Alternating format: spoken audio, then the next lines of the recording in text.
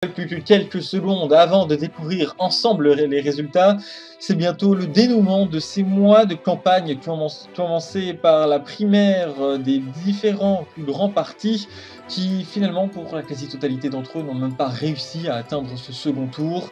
Les sondages ne donnent aucun favori tellement les quelques dizaines de milliers de voix qui les séparent correspondent aux marges d'erreur des estimations. Qui de Jeff Graham ou de Jordan Wilson sera élu à la tête de l'une des nations les plus puissantes de GC? Confirmation libérale ou virage à l'extrême gauche? Quelle relation avec l'Union philistine et avec le reste du monde? Quelle politique? On en parle ça juste après avec experts et envoyés spéciaux sur place. Mais donc déjà les résultats, quel est le choix des Sunrisiens? Mesdames, Messieurs, le nouveau président de la République du Sunrise est...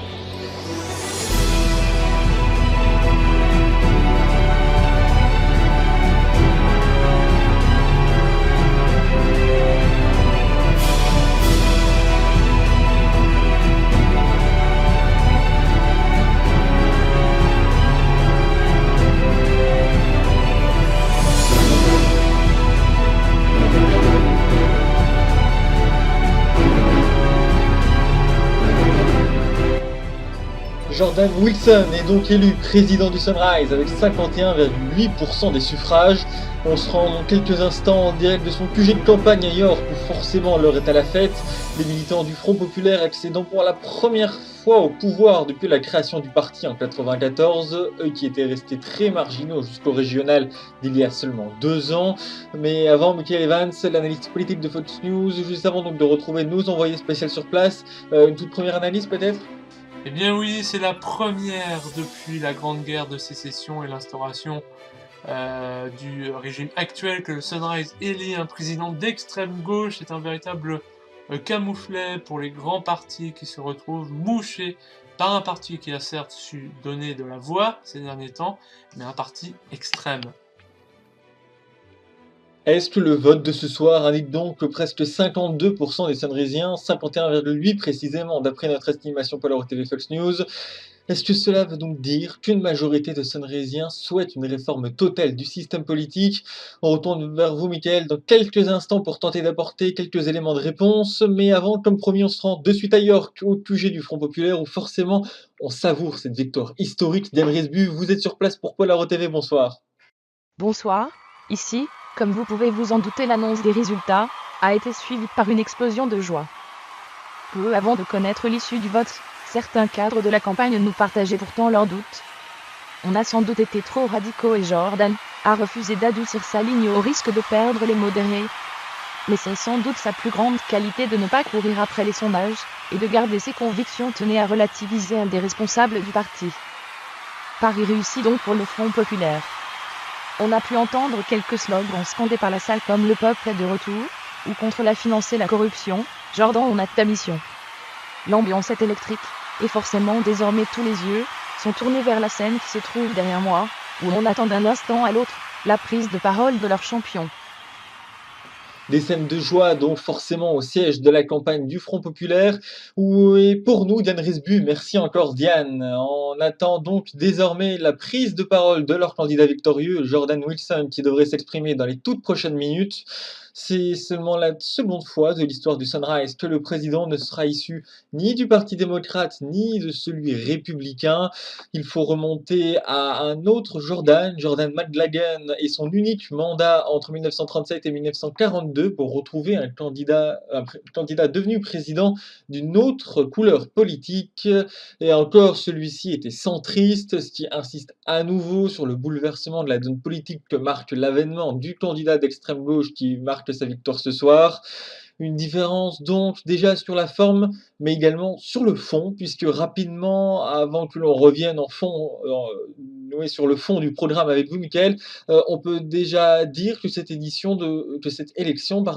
devrait marquer une sérieuse inflexion de la politique menée lors des dernières présidences. Eh bien, ça fait depuis le gouvernement Truman que des politiques d'austérité sont menées sur fond de réduction des dépenses publiques, mais il faut savoir que la politique d'austérité a ses avantages et ses faiblesses, et là, on peut dire que sa faiblesse aurait été d'exaspérer nos concitoyens. Et on va donc maintenant revenir plus précisément sur les annonces qu'a fait le candidat Wilson lors de sa campagne. Le candidat Wilson, président désormais, qui a été élu avec 51,8% des suffrages, je vous le rappelle, d'après notre estimation. Qu'est-il prévu de faire précisément lors de ces 4 prochaines années? Eh bien, les grandes lignes, on les connaît. Hostile à l'Union philistine, Jordan Wilson projette d'en sortir. Il reste néanmoins ouvert à la discussion et comme il aura pu le dire lors de sa campagne de l'entre-deux tours, il consultera le peuple lors d'un référendum et c'est le peuple qui décidera ou non de quitter l'Union philistine. Il veut également faire ce que beaucoup de présidents auraient aimé faire avant lui, nommer un comité de représentants à la tête de l'État afin de gouverner le pays. Cette idée qu'il avait lancée en début de campagne a quelque peu été modifiée au vu des remarques des démocrates et des républicains au Parlement. Ce seraient donc plutôt des personnes consultantes plutôt que des personnes gouvernantes, car il faut l'admettre, gouverner un pays n'est pas une tâche simple. Alors, quelle personne serait amenée à occuper la tête du Sunrise? Eh bien, lorsqu'on a posé la question à Jordan Wilson, il a clairement indiqué que ce seraient des personnes issues de tout rang et formées à ce métier. Jordan Wilson resterait l'investigateur des décisions, mais irait consulter ce qu'il appellerait le Conseil du peuple. Bref, on peut donc dire que cette mesure est encore floue. Les mois qui viennent nous en diront davantage. Une autre de ces mesures est également de réduire les ministères, comme on le disait tout à l'heure. Alors, nous lui avons proposé la question de ce qu'il entendait par là. Il est très clair, c'est plutôt une cure d'amaigrissement qu'il va infliger au ministère et non pas une suppression de postes de conseillers comme nous l'avions avancé auparavant en laissant en service uniquement les principaux ministères, la défense, l'intérieur, la justice, le travail, la santé et l'éducation, soit la moitié des ministères actuels. Il n'empêche que toutes ces modifications ne pourront être faites sans l'accord du Parlement et ça risque de ne pas être simple puisqu'une majorité de républicains et de démocrates siègent au Parlement. Jordan Wilson va donc devoir compter sur les législatives pour pouvoir avoir des alliés dans son camp. Il a également prévu de faire augmenter les impôts sur les multinationales afin qu'elles paient le même impôt que les entreprises locales. On voit déjà la délocalisation se faire sentir. Vous l'avez dit donc, Jordan Wilson indique vouloir revoir le mode de gouvernance du pays en nommant, voire en élisant un groupe de personnes issues de plusieurs domaines. Est-ce que ça, en fait, cette proposition-là serait faisable au sein de l'actuelle constitution? Ce sera très difficile mais pas impossible. Encore faut-il faire accepter le texte par le Congrès et la Chambre des représentants. Et ça, c'est beaucoup plus complexe. Et toujours dans son programme, Jordan Wilson indique qu'il souhaite réduire des ministères, fermer les usines à charbon et augmenter les impôts sur les entreprises. Est-ce que ça risque pas d'avoir une incidence sur le pays et sur ses emplois? Alors, augmenter la fiscalité sur les entreprises ne va pas faire bon ménage auprès des patrons et des multinationales que Jordan Wilson souhaite taxer au même niveau qu'une entreprise locale, ce qui n'est pas le cas aujourd'hui. Il est fort probable qu'au-delà des recettes qui vont rentrer dans les caisses de l'État, cela favorise la destruction d'emplois, ce qui pourrait faire repartir le chômage à la hausse. Pour ce qui est de la réduction des ministères, c'est effectivement une des rares choses à la portée d'un président sans passer par le Parlement. Donc peut-être que Jordan Wilson mettra à exécution son plan de ce côté-là. Enfin, la fermeture des usines à charbon sera très difficile, pour ne pas dire impossible, car elles sont encore nombreuses et alimentent des villes importantes. Merci beaucoup, Michael Evans, analyste politique de Fox News. On reviendra vers vous dans quelques minutes pour notre troisième et dernière partie de cette soirée consacrée à la mise en perspective de ce scrutin. On vous laisse donc le temps de monter dans la mezzanine avec l'escalier qui se trouve, regardez là, juste derrière vous, où on fera donc un point sur l'histoire politique du Sunrise dans quelques minutes. Mais en attendant, on va retrouver rapidement York auprès d'Ashley Curtis, alors que l'on nous indique que la prise de parole du nouveau président est imminente. On la diffusera bien évidemment en direct, mais d'ici là, nous sommes avec vous, Ashley Curtis, pour parler des toutes premières réactions politiques à ces résultats. Ashley, est-ce que vous nous entendez? Non, apparemment, on a un petit problème de son. La liaison avec York est vraiment difficile ce soir, mais c'est pas grave puisqu'on nous annonce que le candidat du Front populaire élu président, donc Jordan Wilson, va prendre la parole. On l'écoute et on reviendra ailleurs tout de suite Mes après. chers compatriotes, je ne viens pas ce soir en sauveur du sonorisme mais en réformateur.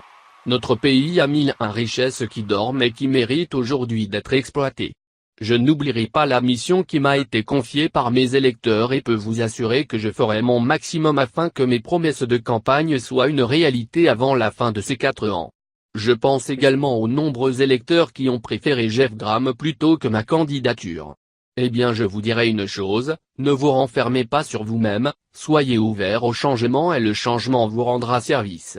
Aujourd'hui, les lois de la République, l'éducation et le format sous lequel la majorité des personnes sortent de l'école ne font que creuser les inégalités sociales du pays, ne font qu'enrichir les plus riches et appauvrir les plus pauvres. Aujourd'hui, notre nation ne donne pas sa chance à chaque citoyen, comme cela devrait être le cas.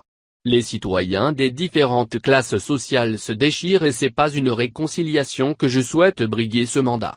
Apprenez à gérer vos émotions et apprenez à vous en servir pour avancer, ne vous laissez pas abattre par celle-ci car c'est en vous laissant abattre que vous créez de la colère. La politique sonorisienne doit être revue sur le fond, les gens correctement formés.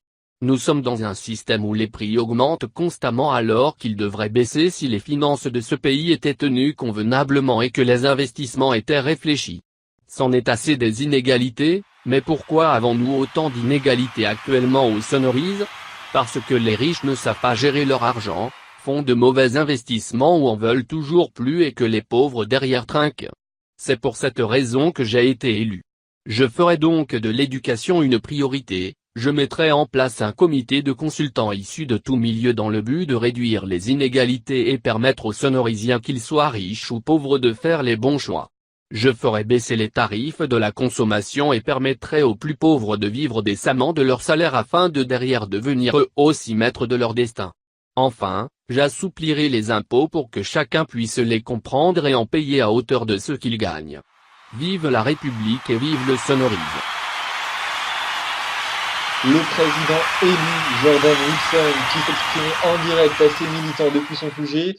Un discours donc qui a insisté sur une forme d'opposition entre les plus riches et les plus pauvres en dénonçant le manque de mobilité sociale, faute notamment, a-t-il parlé, d'un manque d'accompagnement éducatif suffisant avec cette phrase qui est saisissante, je cite: «Les citoyens des différentes classes sociales se déchirent et ce n'est pas une réconciliation que je souhaite apporter lors de ce mandat». Une allocution donc qui se rapproche de ce que l'on avait pu connaître lors de sa campagne avec une pluie d'injectives qui contraste, incontestablement, plutôt qui lui ont permis d'accéder à la présidence, mais qu'il va bientôt devoir arrêter ou tout du moins atténuer s'il veut incarner la fonction de chef d'État de tous les Sonrisiens. Un style qui détonne, en tout cas pour un discours de victoire qui sont d'habitude bien plus polissés. On en vient à parler de cette nouvelle démonstration donc à l'instant de ce style Wilson, qui semble présager en tout cas un tournant dans la diplomatie du pays. En tout cas, on pourrait l'imaginer. C'est déjà la fin de cette deuxième partie. On se retrouve dans quelques instants pour la troisième et dernière partie de cette grande soirée exceptionnelle, soirée électorale pour ce second tour de la présidentielle Sunrise. Nous parlerons notamment des moyens utilisés par les candidats pour faire campagne, avec en direct une universitaire donc travaillant à l'université de Tokarga. Nous ferons également un retour sur l'histoire politique du Sunrise avec Michael Evans de Fox News. A tout de suite, restez avec nous.